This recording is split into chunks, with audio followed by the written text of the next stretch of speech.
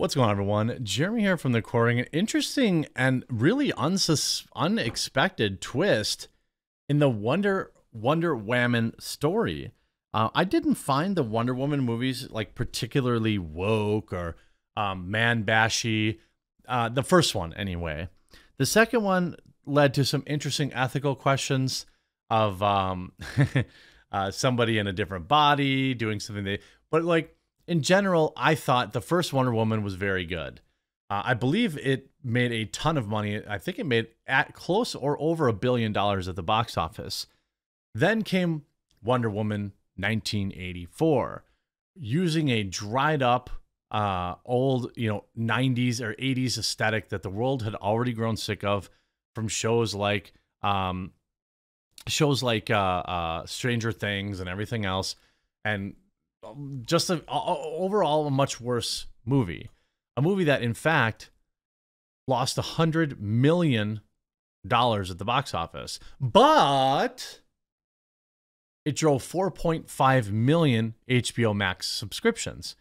So I'm not sure you could necessarily call Wonder Woman 1984 a complete bust. Yeah, obviously didn't do good at the theater, but it was also released at a time in which theaters weren't really thriving yet.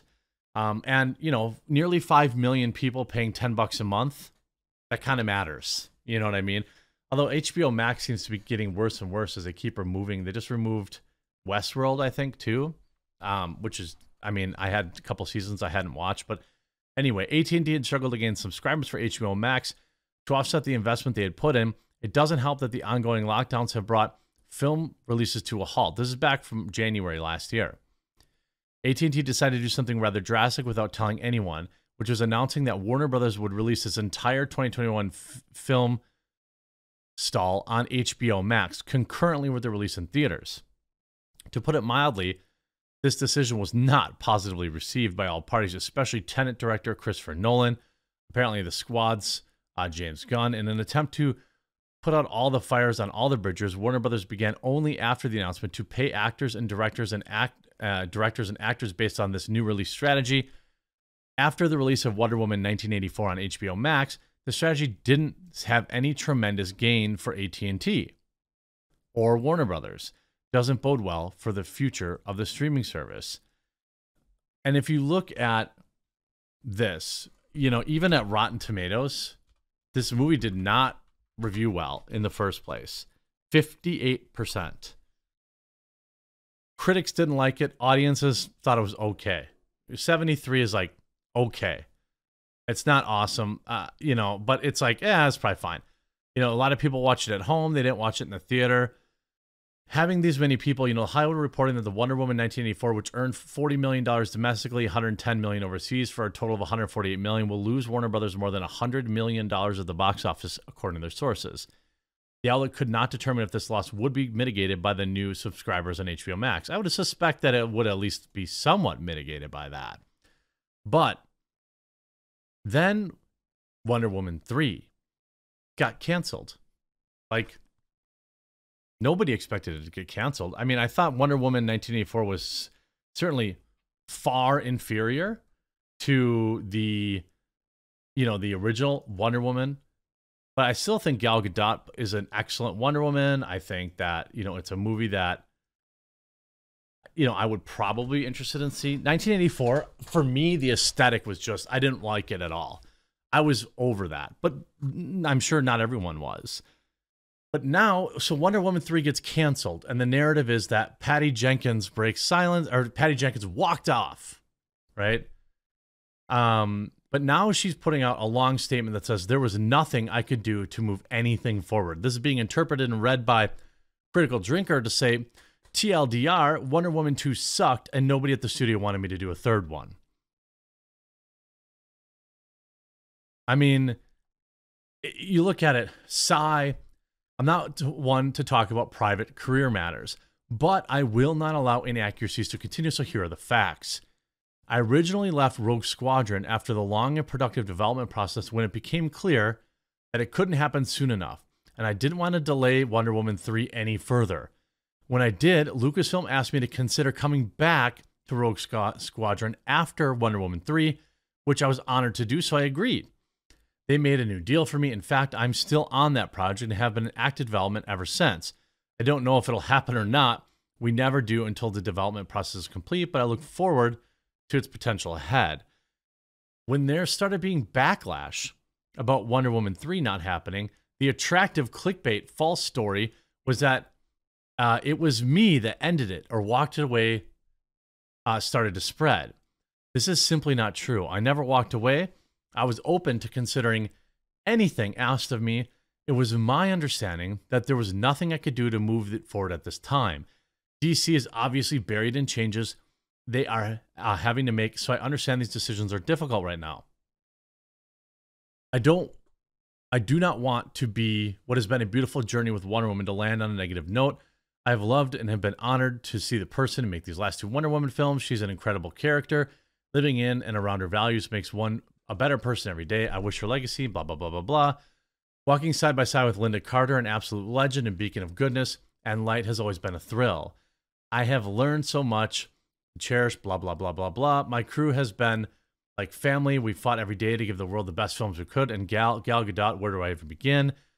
Gal is the greatest gift I have ever received in the whole journey. I don't know. Have you seen her Imagine video? A cherished friend, inspiration, blah, blah, blah, blah, blah. Okay. Lastly, but most importantly, thank you to the incredible Wonder Woman fans. And for all your love and support, Wonder Woman fans are not often visible in the media and online.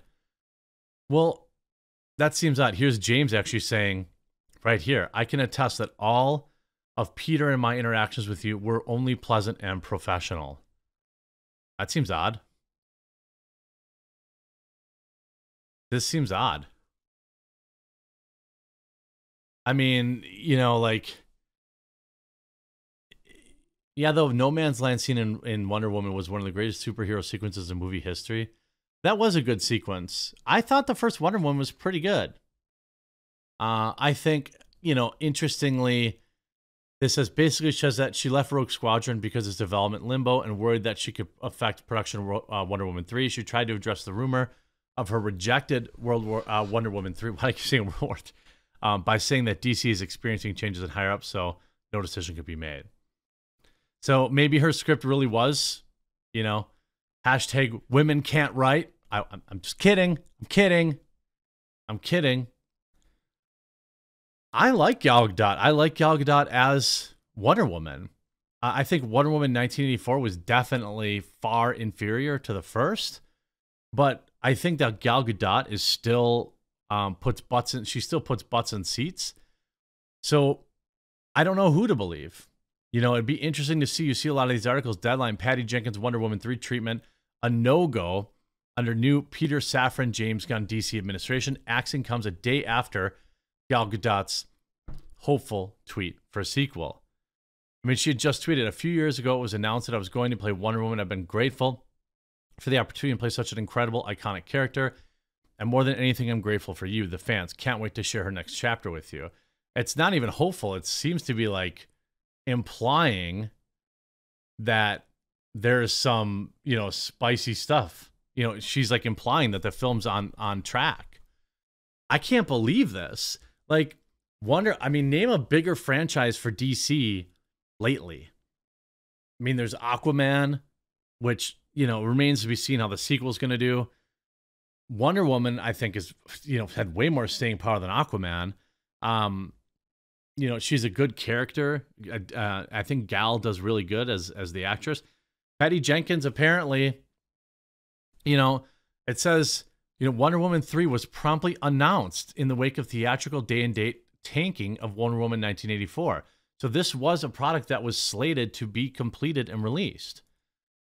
Warner's held the movie through the lockdown, but decided to go to theatrical and HBO Max at Christmas as the first title in the, you know, Warner Media HBO Max dynamic window.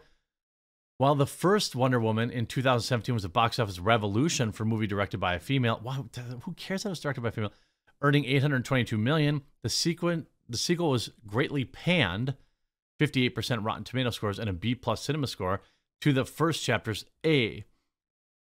This, despite the fact that it was shackled at the box office by major markets, LA, New York City cinemas being closed. Wonder Woman 1984 made under $170 million, when the first one made $900 million. I think that what's more than likely here is that the second film wasn't good. And perhaps Patty Jenkins wanted more like feminist girl power stuff. And DC said, no, we can't. Like, we literally can't. We have to just stick to being honest with the fans and pushing the fans. I don't know. I obviously don't think that DC knows what the heck they're doing with their superhero films. It's like, there's that meme online, like DC comic fans, and it's like a sea of people. And it's like DC comic fans in the theater, and there's like 3 people because they don't show up. I think it's online versus the theater. And I gotta admit, that's kind of true. Like, Black Adam lost a bunch of money too, didn't it? I mean, I don't really care about The Rock. I'm not a The Rock guy. He plays The Rock in every movie he's in. That's all I ever see is The Rock. So him playing Black Adam didn't do it for me. But I know a lot of people like Black Adam, and, you know, I can't point to anything in the film that was, like, inherently terrible. Just wasn't very good, and people didn't show up to see it. So Wonder Woman, I assume we're going to see some major changes at DC. You know, hopefully some of those changes involve bringing back Superman and bringing back some of the franchises that many of us wonder why we're not getting more films. And also maybe stop hiring crazy people. It's Christmas time now.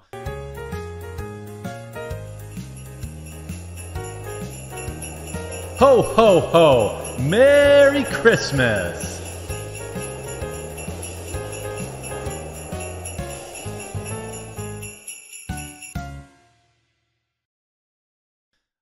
It is the 14th. We are looking at the Skyrim Advent Calendar. Let's see. This one's been up and down, but I gotta admit, it's like more exciting because everyone's a little different. Okay. Okay. I mean, you could have made these out of something a little better than cardboard, but they're little Skyrim ornaments. Yeah, I'll probably throw them on my tree. But it'd be better if they were like that printed glass, or, you know, something a little. These are just gonna bend, and, you know, that's coming from a guy with a bunch of cats that go on the Christmas tree too. So I don't know though. I hope you enjoyed this video. Merry Christmas to you, and we'll talk to you again real soon.